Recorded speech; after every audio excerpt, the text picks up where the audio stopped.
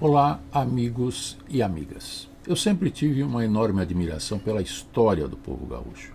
Se você observar no século XX, a história do povo gaúcho se confunde com a história nacional, com a história do povo brasileiro.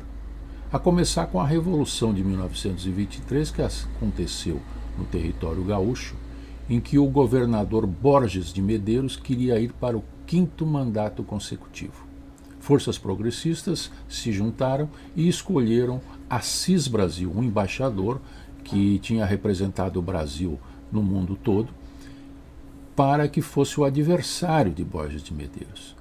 Terminadas as eleições, fraudadas, porque eram eleições que não tinham nenhum controle, quem estava no poder sempre as ganhava, eclode no Rio Grande do Sul a famosa Revolução de 1923, em que de um lado estavam quem defendia Borges de Medeiros usava um lenço branco, chamado de chimangos. Do outro lado, quem defendia Assis Brasil utilizava um lenço vermelho e chamados de maragatos. Essa revolução foi muito sangrenta e tinha uma característica: os inimigos, os adversários, eles eram degolados. Pacificados ânimos na cidade de Pedras Altas, se alcançou a união do povo gaúcho. E as Forças Unidas fizeram a Revolução de 1930, que levou Getúlio Vargas ao poder. Getúlio teve uma longa permanência no poder e teve uma sequência com João Goulart, culminando com João Goulart e Leonel Brizola na campanha da legalidade e no golpe de 1964. Com a chegada dos militares ao poder, houve uma redução desse processo nacionalista que o povo gaúcho abraçava com muita firmeza. Houve até uma certa exclusão. A partir dos anos 90, surge uma outra revolução no Rio Grande do Sul, desta vez de produção.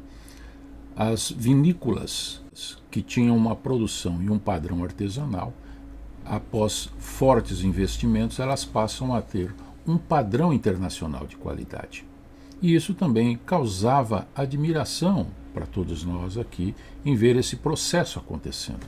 Deste Estado, com toda essa riqueza histórica, nós somos atropelados pelas denúncias de trabalho escravo nestas viniculturas.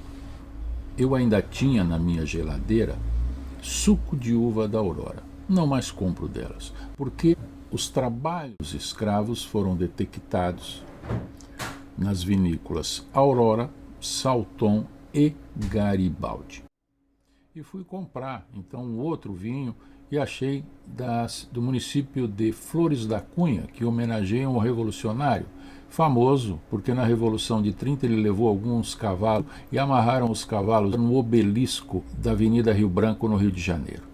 Se não bastasse esse episódio, aparece um vereador da cidade de Caxias do Sul, destilando sua xenofobia, e para completar o círculo dos horrores, uma associação industrial da cidade de Bento Gonçalves, a origem das denúncias, declara que o trabalho escravo está relacionado à falta de mão de obra e o sistema assistencialista, mostrando claramente que estas questões elas têm profundidade na sociedade.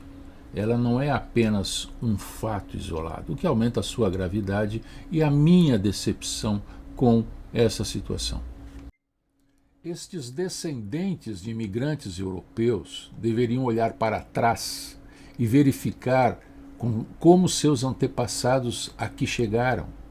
Eles eram sem terras, miseráveis, sem eira nem beira. Muitos eram vendidos junto com as terras no seu local de origem. Aqui vieram porque houve uma campanha dos governos para trazê-los. Pagavam as passagens, inclusive de suas aldeias até o porto. Aqui chegavam e recebiam terras e ajuda de custo para ocupar os espaços. O estado de São Paulo, até 1930, trouxe mais de 1 milhão de imigrantes nesta situação, a maioria italianos, e os outros estados também adotaram posturas semelhantes, o que torna este episódio ainda mais triste para todos nós.